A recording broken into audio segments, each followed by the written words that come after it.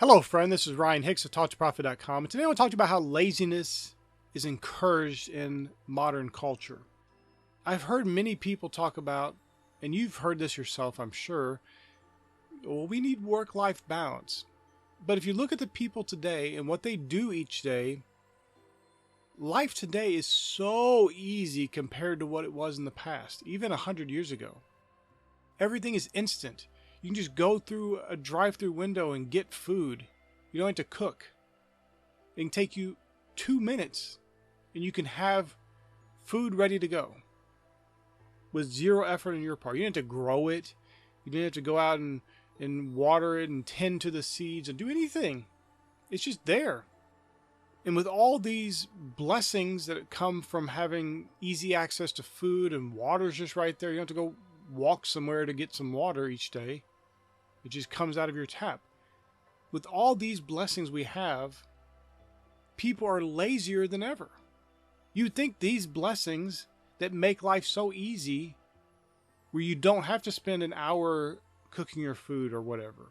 You don't have to spend hours going and hunting for water. You don't have to grow your crops. All these things are readily available to you. And you think that would free up more time for people to be even more productive, but that's not what's going on. People are regressing back to some lazy time where they don't really do anything. And more and more this is seen to be a good thing. They're being told they need work-life balance. As if work is this bad thing you shouldn't be doing, or you just got to do it because you got to have some money coming in. That's one of the reasons why I wrote the book, Work Smarter and Harder. I deal with what work is, what good work is, and why we need to work even more. This is not what the lazy person calls being a workaholic or having no work-life balance. Your whole life is your life. Whether you're working or you're playing, that's life. This idea of dividing up your life into different segments, and the work part is the awful part that you hate doing, but you have to do it anyway. And then the rest is your life. And that's work-life balance. No, work is life. It's part of life. When God created Adam, Adam was not put there to just stand around and do nothing all day or lounge around and watch some streaming videos. He was put there to tend the garden, to keep it. He had employment that he was to be engaging in. Now think of this. This is the pristine, perfect place for man. And rather than have this work-life balance people strive for today, he had work to do. There's no mention of it being bad. After the curse, there was working by the sweat of your brow, and the toil and the labor, the hard, just miserable manual labor. But that wasn't God's purpose. God wants you to work. He wants you to be active, creating, being like Him. Remember how Jesus said, He said, I work, but my Father works. God's actively working each and every day, including these Sabbath days, whichever ones some people say, well, the Sabbath's on Sunday now. Some people say, well, the Sabbath's Saturday. It doesn't even matter. God's working on all those days. He's not taking a break. He's not relaxing in heaven.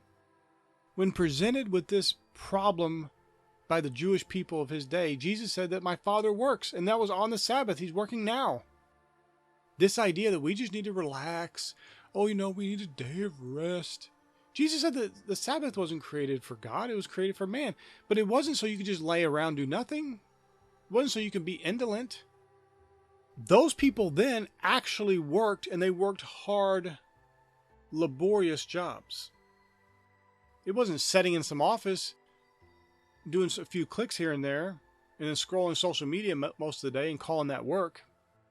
They had real physical active work that they needed a physical break one day of the week. Only one day, though. That's interesting to note, because I talk about this a number of times, but the people who babble about keeping the Sabbath and they're going around arguing and fighting everybody on this, they don't keep that command either.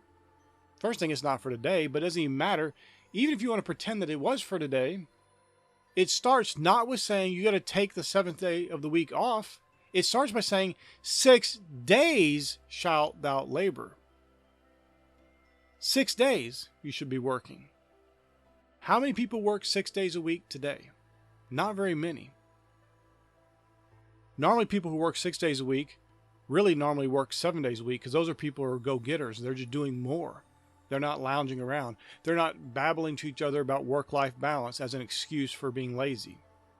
And I'm going to tell you something very important. Some of the most successful people I've known get a huge amount done each day, and they still have time for their families. They still have time for hobbies. They still have time to do exercise and to do things that they want to do. People are pretending like they don't have time because, oh, work is just taking so much of my time. What about the other 8 hours of the day that you're awake? They're watching movies, they're playing video games, they're doing this, they're doing that, doing all these entertainment things. They're calling that life. The work part is something bad, then the life part is all these entertainment things. You shouldn't be living to be entertained. You should have goals and have dreams and have things you want to accomplish each and every day. Not playing the latest video game, not binge watching some series, not watching a bunch of videos that are funny or whatever. And listen, you could do whatever you want. I'm not laying down commands for you. I'm just trying to get you to think about this in a different way.